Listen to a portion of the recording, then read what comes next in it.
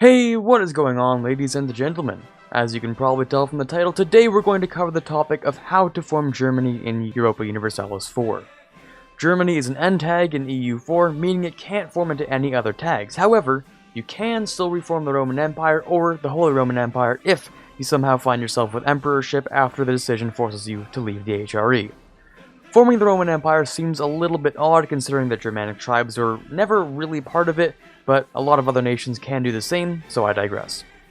Forming Germany isn't the most difficult task to do in terms of the provinces you need. The biggest issue you'll face is the other states around you becoming too powerful, Bohemia being one of the most common rivals.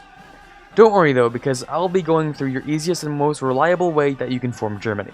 Of course, there are many other methods, including every single other state in the HRE, such as the glorious Ulm, but if you decide to play as Ulm, you'll probably not want to form Germany because Ulm is the most powerful nation in the game. Another option is the aforementioned Bohemia. Bohemia is another option that can be pretty good if you don't get PU'd at the beginning of the game.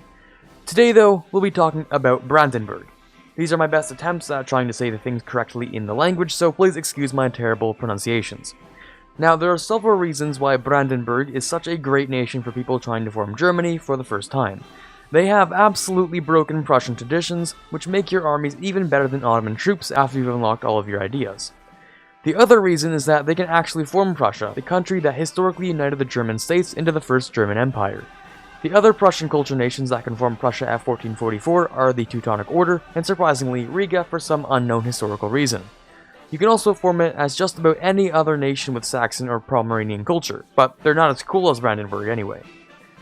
Prussia is the best nation for forming Germany, because of their outlandish military capabilities and access to the mobilization mechanic of the Prussian monarchy unique government.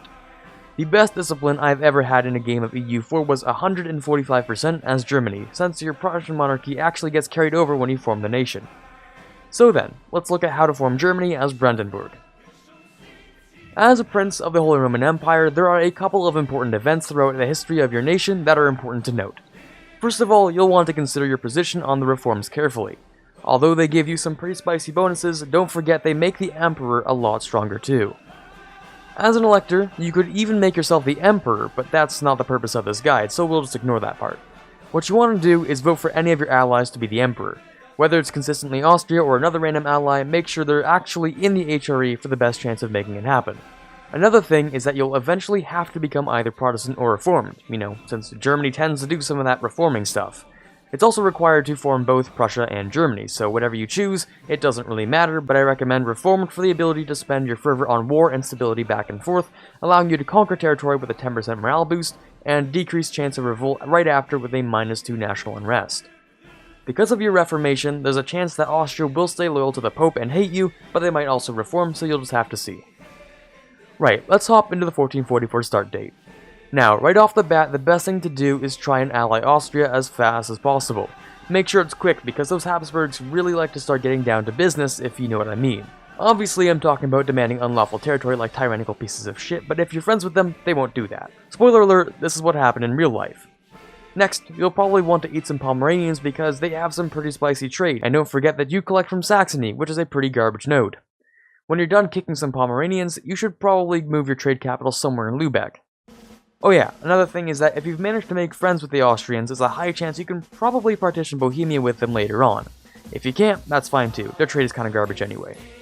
Right, so when you're taking land from people in the HRE, you want to remember the fact that absolutely everyone will hate you if you take more than just like one thing at a time in your culture group. So take everything that'll at most make a 4 or 5 member coalition, since it probably won't fire on you. Other than that, it's a long game of getting improved relationship advisors, boosting your Diplo rep as much as you can to form more secure alliances, and hoping that the Poles don't come knocking. This is all fine though if you make friends with Austria, since they're usually pretty chill with you. In the off chance that they hate you, your next best allies are probably gonna end up being like Saxony or something, maybe Denmark. If you're lucky, maybe you can get the big boys of Europe to help you out and stuff. But in any case, don't be friends with Poland, because like any good Germany throughout history, you'll be killing them shortly. The reason you'll be murdering Poland is because most of the time they'll try to kill the Teutons, who have the most important city of Königsberg. And in most cases, Poland will take that too. Obviously, to gain access to the broken Prussian monarchy, you're going to need that, so gather your allies, make sure you don't have a coalition on your butt, and try to declare on Poland right when he's done bullying the Baltic orders. If you're lucky, Poland didn't take Lithuania in the successor of Vladislav II event, and if you're not lucky, it is still possible to win, but remember that you can only form Prussia in 1530 anyway, so just take the province when you need it. Killing Poland early, however, keeps them from contesting you with broken cavalry later on, so whenever you can, it is a good idea to get rid of them. You can only form Germany around 1660, so you have plenty of time between becoming a lightweight military power and taking all the stuff needed to form Germany. Now, forming Germany doesn't actually give you anything that special except for keeping your cool hats, maybe some Reichs, a weird mustache man who nearly destroys your country, and some really flaming military marches.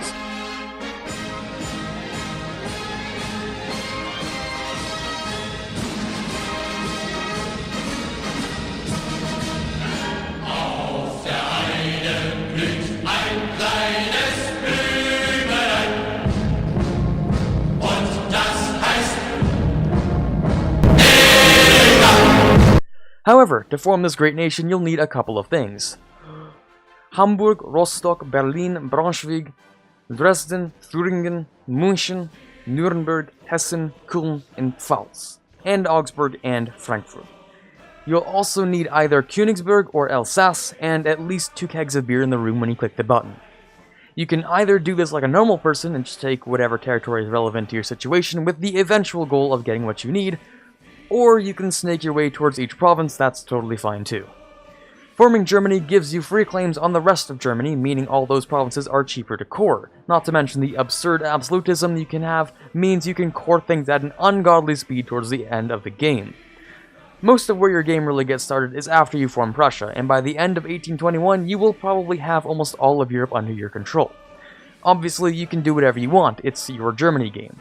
You can make that colonial German empire that existed at that one time that no one really took that seriously, or you can actually incorporate it into your empire by taking over the English Channel. Do whatever your heart pleases.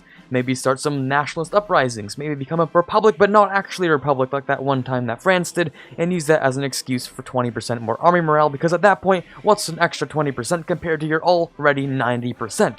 No one can really stop you, and the might of the German military is too much for any country in the game to stop you, so why stop there? Boot up a Stellaris game, push your empire further into the depths of space, and they'll all see your wonderful power. Right, or we could just form the nation. So, that was my quick guide on how to form Germany in Europa Universalis 4. As you can tell, they're one of the most fun nations in the game to play just because painting the map with your teal-gray color is extremely satisfying.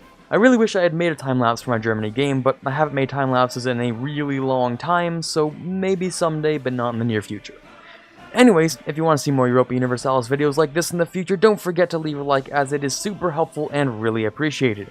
Of course, to make sure you never miss another video, don't forget to subscribe and hit the notification bell so you never miss out.